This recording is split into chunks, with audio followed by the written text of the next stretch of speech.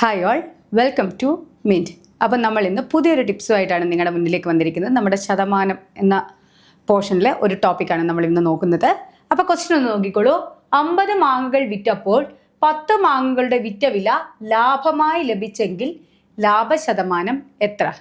ഇങ്ങനെയാണ് ആ ചോദ്യം വന്നിരിക്കുന്നത്. അപ്പോൾ ഇവിടെ എന്താണ്? 50 മാങ്ങകൾ വിറ്റപ്പോൾ 10 മാങ്ങകളുടെ വിറ്റ വില ലാഭമായി ലഭിച്ചെങ്കിൽ ലാഭശതമാനമാണ് നമ്മളോട് ചോദിച്ചിരിക്കുന്നത്.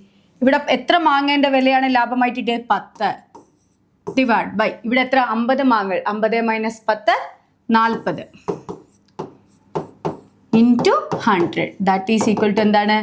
10 ഡിവൈഡ് ബൈ 40 ഇൻറ്റു 100. സോ 25% എന്ത് കിട്ടിയിരിക്കുന്നത്? ലാഭം ലഭിച്ചിരിക്കുന്നത്.